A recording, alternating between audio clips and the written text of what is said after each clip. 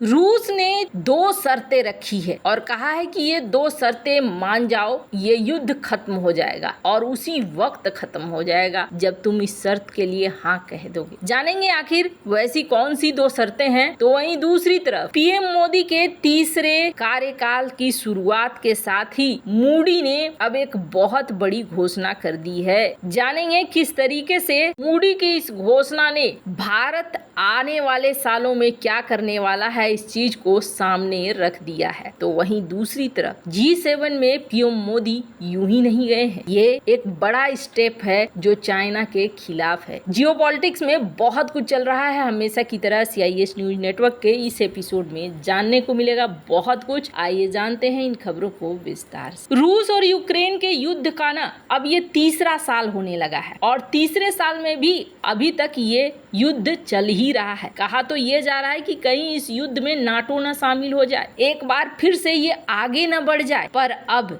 यहाँ रूस ने भी एक बड़ी घोषणा की है। रूस ने सिर्फ 2 शर्तें रखी है और यूक्रेन को कहा है कि ये 2 शर्तें मान जाओ, अभी के अभी ये युद्ध खत्म हो जाएगा। वैसे आपको बता दें, स्विट्जरलैंड में शांति सम्मेलन हो रहा है इसी हफ्ते में, जहां चीन ने जाने से मना कर दिया। और दूसरी बात है, रूस भी इसमें नहीं आ रहा है क्योंकि रूस को न्योता दिया ही नहीं गया है। अब अगर रूस नहीं है तो फिर इस बैठक का कोई मतलब नहीं है। इस बात को रूस ने भी कहा है, इस बात को चाइना ने भी कहा है, पर अभी तक उधर से कुछ भी हामी नहीं आई है। रूसी राष्ट्रपति व्लादिमीर पुतिन अब एक आखिरी मौका दे रहे हैं। यूक्रेन के साथ शांति वार्ता के लिए 2 शर्तें रखी हैं। पुतिन ने कहा है कि अगर यूक्रेन खुद को नाटो में शामिल करने की महत्वाकांक्षा को त्याग देता है और 4 यूक्रेनी क्षेत्रों से अपने सैनिकों को वापस बुला लेता है तो रूस युद्ध विराम और शांति वार्ता में शामिल हो जाएगा। हालांकि यूक्रेन की तरफ से पुतिन के इस प्रस्ताव पर अभी तक कोई आधिकारिक प्रतिक्रिया नहीं आई है। रूस यूक्रेन के बीच फरवरी 2022 से युद्ध जारी है। यूक्रेनी सेना नाटो देशों के हथियारों की मदद से रूस के खिलाफ जवाबी कार्रवाई कर रही है। इस युद्ध में दोनों ही देशों को बड़े पैमाने पर जन धन की हानि हो रही है। और यहाँ पर 2 शर्तें क्या है? पुतिन ने कहा है शर्तें बहुत सरल है। उन्हें पूर्वी और दक्षिणी यूक्रेन में डोनेट्स्क, लुहांस्क, खेर्सोन इन क्षेत्रों को पूरी तरीके से खाली कर देना होगा। पुतिन ने कहा कि जैसे ही वो ये मानते हैं कि वो नाटो में शामिल नहीं होंगे और इन क्षेत्रों से अपने सैनिकों को वापस बुलाते हैं, मैं घोषणा करता हूँ, दोहराता हूँ कि हम इसे तुरंत करेंगे। हमारी ओर से तुरंत सचमुच उसी क्षण युद्ध विराम और वार्ता शुरू करने का आदेश दे दिया जाएगा, लेकिन सचमुच ऐसा होना चाहिए। अब देखिए इस बात को जेलेंस्की मानते हैं कि नहीं मानते हैं। जेलेंस्की का तो अपना एक अलग 10 पॉइंट का है। वैसे ये जेलेंस्की के सामने एक अच्छा मौका है कि इस युद्ध को और ज्यादा लंबा न खींचे, क्योंकि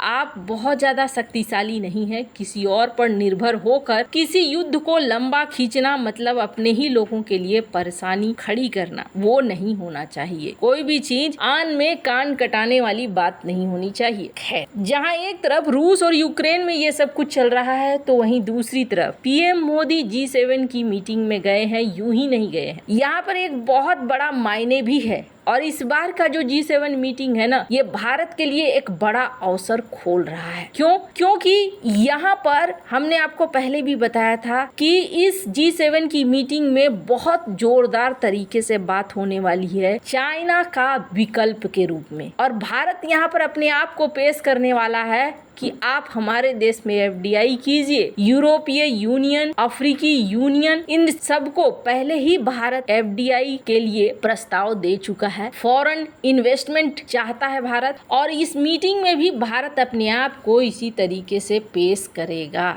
G7 का ये सम्मेलन भारत के लिए बहुत ही फायदे वाला है। दूसरी बड़ी बात कि जो पश्चिमी देशों और यूरोपीय देशों ने ये धारणा बना ली थी कि भारत में लोकतंत्र कमजोर हो रहा है, चुनाव रिजल्ट के बाद सबके मुंह बंद हो चुके हैं, कोई कुछ नहीं बोल पा रहा है। भारत के लोकतंत्र के लिए अब अच्छी बातें ही हो रही है, खराब बातें नहीं हो रही हैं। और ऐसा नहीं कहा जा रहा है कि लोकतंत्र जिंदा नहीं है, मतलब आलोचनाओं के मुंह बंद हो चुके हैं और अब इसका फायदा भारत को मिल सकता है। ये भारत का पूरा प्लान भी है और जो सिचुएशन है वो उसी तरीके की है। अब इसी बीच क्या हुआ, दुनिया को एक टेंशन हो रही थी। क्या टेंशन हो रही थी कि अब तीसरा कार्यकाल है, गठबंधन की सरकार है, न जाने आगे इकोनॉमी का क्या होगा। क्योंकि मैंने भी कई ऐसे आर्टिकल देखे जो पश्चिमी दुनिया से भी निकले जिसमें ये कहा जाने लगा कि क्या भारत की इकोनॉमी की रफ्तार अब रुक जाएगी। पर अब धीरे धीरे जैसे जैसे चीजें क्लियर होती जा रही हैं, बहुत सारी चीजें सामने आ रही है। लोकसभा चुनाव के बाद एक बार फिर एनडीए की सरकार ने कमान संभाली और इसके साथ ही इकोनॉमी के मोर्चे पर भी खुशखबरी आनी शुरू हो गई है। हाल ही में वर्ल्ड बैंक ने कहा था कि भारत की ग्रोथ आगे भी जारी रहेगी। अब ग्लोबल रेटिंग एजेंसी मूडीज की ताजा रिपोर्ट में दावा किया गया कि भारत 2024 में एशिया पैसिफिक रीजन के सबसे तेजी से बढ़ने वाले इकोनॉमी में बनी रहेगी। रेटिंग एजेंसी का कहना है कि घरेलू स्तर पर भी मांग है, पॉलिसी भी भारत की वैसी ही रहेगी जैसी थी। इंफ्रास्ट्रक्चर और विकास और प्राइवेट सेक्टर के निवेश को भी प्रोत्साहन मिलने वाला है और यहाँ पर भारत वैसे ही बढ़ेगा जैसे हमने पहले अनुमान लगाया था। इन्होंने कहा कि सबसे बड़ी वजह यह है कि लोकसभा चुनाव के बाद पॉलिसी वही रहनी चाहिए थी और ये हमने देख लिया। दरअसल ये कहना क्या चाहते हैं, ये कहना चाहते हैं कि जो कैबिनेट है वो कैबिनेट वैसी ही है। निर्मला सीतारमण को लेकर कई तरह के विरोध भी हो रहे थे कि इन्हें वित्त मंत्री से हटा देना चाहिए, लेकिन नहीं हटाया गया। इसके पीछे कारण है, घरेलू टैक्स एक अलग मुद्दा है कि उसे कम होना चाहिए, ज्यादा होना चाहिए या मॉडिफाई होना चाहिए। लेकिन दुनिया को ये संदेश जाना बहुत जरूरी है कि हम अपनी विदेश नीति भी नहीं बदल रहे हैं और हम अपनी इकोनॉमिक नीति भी नहीं बदल रहे हैं। किसी को हटाने का मतलब है कि आप वहाँ पर एक नई सोच को ला रहे हैं, नई चीज को ला रहे हैं और ये दुनिया के लिए एक गलत संकेत हो जाता, खास तौर पर जो निवेशक हैं उनके लिए गलत संकेत हो जाता। तो कैबिनेट जैसा का तैसा रह गया और मूडीज ने इस बात को समझ भी लिया कि इसका मतलब है कि विदेश नीति हो या फिर आर्थिक नीति हो, इनकी वही रहेगी। दुनिया भर की एजेंसियों ने अब पॉजिटिव खबर देने शुरू कर दिए हैं।